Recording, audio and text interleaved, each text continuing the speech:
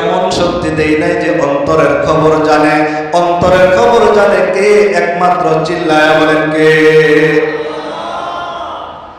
যদি অন্তরের খবর আল্লাহ জানে, যে কোনো কাজ করব একমাত্র আল্লাহকে রাজি আর সন্তুষ্টি করা। যদি আল্লাহকে রাজি আর সন্তুষ্টি করার জন্য তোমার কুরবানি হয়, তোমার নামাজ হয়, তোমার সব কিছু হয়, আর আল্লাহ পয়গম্বরকে দিয়া ওয়াজ করালেন, পয়গম্বর ওয়াজ করে দেন, কুল ইন্না সালাতি ওয়া নুসুকি ওয়া মাহইয়ায়া ওয়া মামাতি লিল্লাহি রাব্বিল আলামিন। আপনি নবী ঘোষণা দেন, আপনার নামাজ, আপনার রোজা, আপনার হজ, আপনার কুরবানি সব কার জন্য? এই জন্য সবকিছু কার জন্য? আল্লাহর জন্য। কাউকে খুশি করার জন্য নয়, সন্তানকে খুশি করার জন্য নয়, স্ত্রীকে খুশি করার জন্য দাড়ি কাটলাম। যদি তাই না হয়, তোমার এখনো ছেলে সন্তান বিয়ে দিয়ে ফেলেছো, তারপরে কেন দাড়িটা রাখতে পারো না বন্ধু? না, তুমি ধোকা ধোকা ধোকা, এই ধোকার ছলে পড়িয়া জীবন সব শেষ করে দিলা। ওই সময় আফসোস করলে আর কোনো কাজে আসবে না। আসবে কাজে? কোনো কাজে আসবে, কোনো কাজে আসবে। এই জন্য আপনি অল্প আমল করেন, অল্প আমল করেন, কিন্তু একমাত্র কার জন্য? এই যে আমরা কুরবানি করবো, সামনে আমাদের সামনে আসছে, এই কুরবানিটা আল্লাহ তাআলার কাছে ইসমাইলকে যে কুরবানি করছে ইব্রাহিম আলাইহিস সালাতু ওয়াস সালাম, এই ঘটনা জানে না এমন কোন মানুষ আছে? হাবিল যে কুরবানি করছে, হাবিল কুরবানি করছে না ইব্রাহিম আদম আলাইহিস সালামের দুই সন্তান, এই কুরবানির পশুকে আল্লাহ তাআলা জান্নাতে রেখে দিয়েছে। ইব্রাহিম আলাইহিস সালাতু ওয়াস সালামকে আল্লাহ তাআলা সন্তান দিলেন, পরীক্ষার বস্তু বানিয়ে দিলেন। একে একে তাই করে নাই। ইব্রাহিম আলাইহিস সালাতু ওয়াস সালাম দোয়া করেন, আল্লাহ তুমি আমাকে জীবনে অনেক পরীক্ষা করছো, তোমার কাছে একটা জিনিস চাই। কি একটা জিনিস?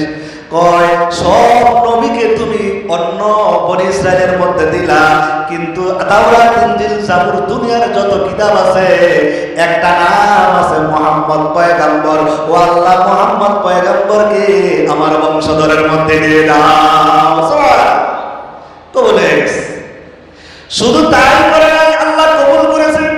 আল্লাহ কবুল করার পরে ইব্রাহিম আলাইহিস সালাতু ওয়াস সালাম আগের যে বিবাহ করছিল ওই ঘরের মধ্যে থেকে সমস্ত পয়গম্বর, কিন্তু এই ঘরের মধ্যে থেকে হযরত ইব্রাহিম আলাইহিস সালাতু ওয়াস সালাম হাজরার ঘরের মধ্যে কে হয়েছে? ইসমাঈল আলাইহিস সালাতু ওয়াস সালামের বংশধরের মধ্যে থেকে মুহাম্মদ সাল্লাল্লাহু আলাইহি ওয়াসাল্লাম।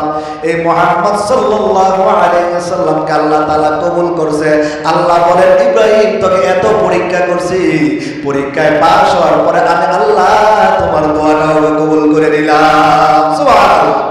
শুধু তাই করে নাই, এবার ইব্রাহিম ইসমাঈল আলাইহিস সালাতু ওয়াস সালাম ইব্রাহিমকে আল্লাহ বলেন, ও ইব্রাহিম তুমি হইলা খলিলুল্লাহ।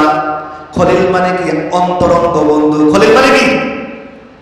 এই জন্য আল্লাহ নিজের টাইটেল লাগাই দিলেন, ইব্রাহিম খলিল, ইসমাইল সাবিহুল্লাহ। ইব্রাহিম খলিলুল্লাহ, ইসমাইল সাবিহুল্লাহ। আল্লাহ মিলাই মিলাই দিছে। দুনিয়ার মুসলমান আল্লাহ বলেন, চাওয়ার মতো যদি চাইতে পারো, ইব্রাহিম আলাইহিস সালাতু ওয়াস সালামকে যখন আগুনের মধ্যে ফেলাইছে, জিবরাইল ফেরেশতা আসছে, সমস্ত ফেরেশতা আসছে, বলেন আপনাকে সাহায্য করি। ইব্রাহিম পয়গম্বর ডাক দিয়ে কয়, কেন কেন? যে আল্লাহ আগুনে ফেলাইছে সে আল্লাহ কি আমাকে দেখেন? আল্লাহু আকবার। তোমার কাছে সাহায্য নেওয়ার জন্য আমার ঠেকা? আমার মালিক কি আমাকে দেখে নাই?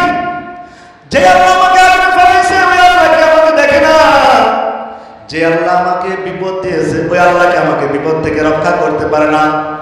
যে ব্যক্তি যার তাওয়াক্কুল আল্লাহর উপর যেরকম হবে তার ফয়সালাও এরকম হবে। এই জন্যই বুখারী শরীফের প্রথম হাদিস ইন্নামাল আমালু বিন্নিয়াত, নিয়তের উপর সব ফয়সালা, জৈসা করেগা ওইসাই भी मिलेगा, যেমন কর্ম তেমন ফল। ইব্রাহিম আলাইহিস সালাতু ওয়াস সালাম মালিকের কাছে দোয়া করলেন, মালিক তুমি আমাকে একটা সন্তান দাও। ইব্রাহিম আলাইহিস সালাতু ওয়াস সালামের জীবনে পরীক্ষার কোনো শেষ নাই।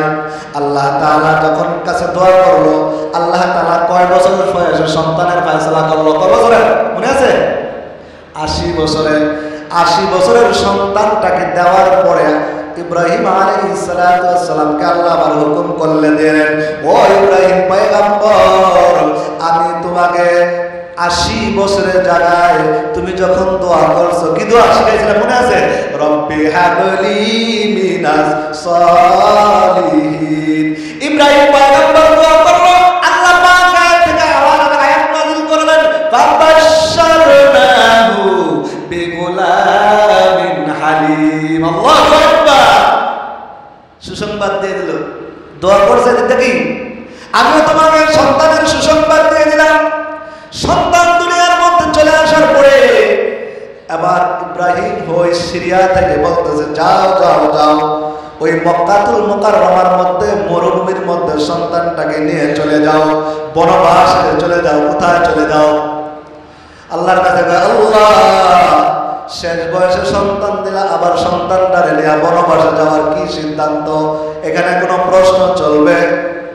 আমার মালিকের হুকুম, মালিক বনবাসে রাইখা খাওয়ানোর ব্যবস্থা করতে পারে কি পারে না? পারে। এ মুসলমান, তোমার ঈমান কোথায় গেছে? আজকে কেন পারো না? তুমি এত পারবা, হারামের কাছে যাইবা না। আমার আল্লাহ কি পারে কি পারে না হারাম খাওয়াইতে? তবে ইয়াকিন রাখতে হবে, আমার আল্লাহ পারে, আমার আল্লাহ পারে, দুনিয়ার কেউ পারে না। সেটা কে পারে? জবান খুলে বলেন কে পারে?